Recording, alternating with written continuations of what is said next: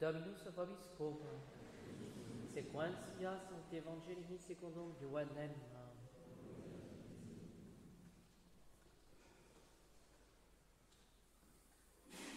En ce temps-là, Thomas, appelé Didyme, l'un des 12, n'était pas avec eux quand vint Jésus.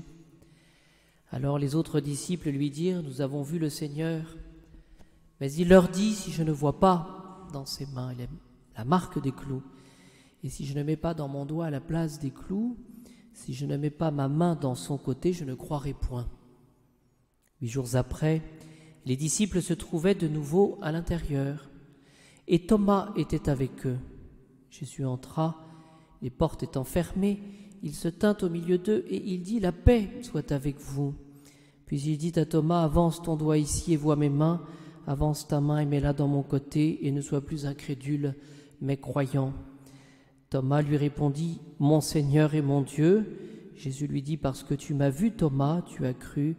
Heureux ceux qui croient sans avoir vu.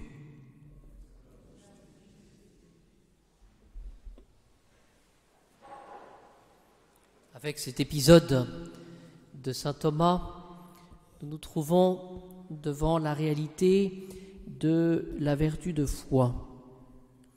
Cette foi que nous demandons au Seigneur, c'est un don. Cette foi qui souvent nous manque cruellement devant la réalité, devant les événements, devant la providence.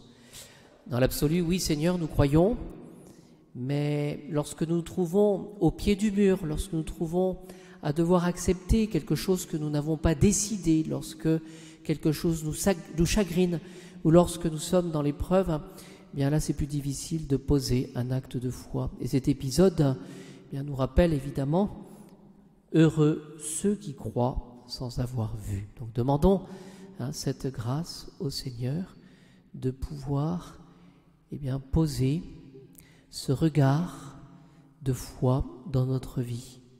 C'est une vertu de l'intelligence, la foi, parce qu'il s'agit de voir, d'entrer avec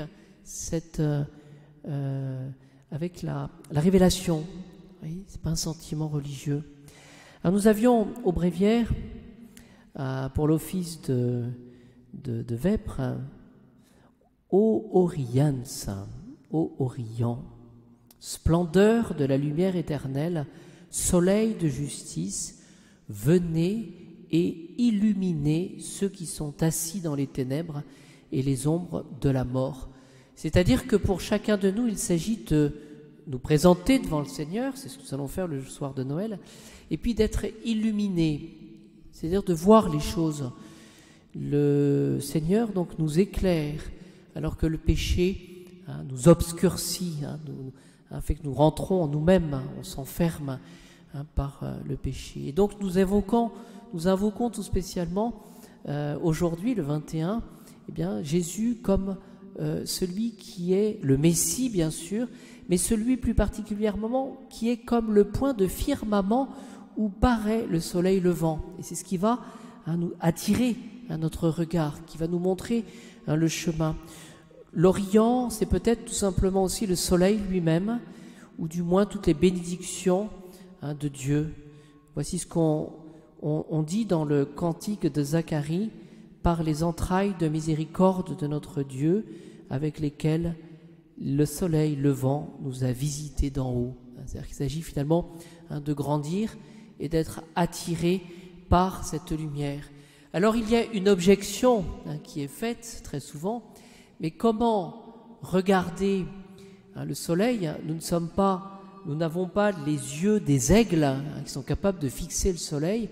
Nous-mêmes, nous sommes éblouis, nous sommes comme pris, aveuglés peut-être même par cette lumière du soleil. Comment soutenir, disent les pères de l'Église, cette lumière ? Comment la soutenir ? Comment l'accepter ? Finalement, on peut se poser la question, sommes-nous volontaires ou capables de regarder cette lumière ? La lumière de la vérité, la lumière de Jésus qui nous montre le chemin. Est-ce que nous le voulons vraiment ? Est-ce que nous ne sommes pas finalement ennemis de nous-mêmes ? C'est un petit peu la difficulté que nous avons. Est-ce que nous n'avons pas cette crainte d'être éblouis ? Est-ce que nous la voulons vraiment, cette lumière ? Je crois qu'il faut, pour en juger, Essayons de faire un examen de conscience sur notre capacité, souvent très grande, à nous vexer. La personne qui se vexe, finalement, c'est celle qui n'accepte pas forcément quelque chose qui touche. Voilà. Alors le Seigneur va y pourvoir à cette illumination trop grande, à cet éblouissement. Et bien par quoi? Par la crèche. Vous voyez, le bon Dieu ne peut pas se faire plus petit qu'un enfant. Lui qui est la lumière, la splendeur, lui qui est l'Orient, qu'est-ce qu'il va faire? Il va épouser notre humanité et il va daigner se renfermer au sein de la Vierge Marie pour nos faibles yeux. Voilà, il se fait petit enfant. La très sainte Vierge Marie est là pour nous donner ce Jésus. Elle est le grand signe qui est apparu dans le ciel, une femme revêtue du soleil et ayant la lune sous ses pieds. Et donc essayons tout simplement bien d'entrer dans ce mystère du bon Dieu, qui est la lumière même, qui est le soleil de justice, et qui se rend accessible par Notre-Dame. Il se fait encore une fois petit enfant. Et je conclus par cela, à quoi sommes-nous appelés finalement? Eh bien, à pratiquer la charité jusqu'à l'héroïsme. Ce petit enfant va nous demander de pratiquer la charité jusqu'à l'héroïsme. Ce pardon, souvent, il est difficile à donner. Ce dévouement vis-à-vis de personnes qui sont bonnes, je dirais c'est facile, mais lorsqu'on se dévoue pour des personnes qui sont casse-pieds, ça existe ça? C'est plus difficile.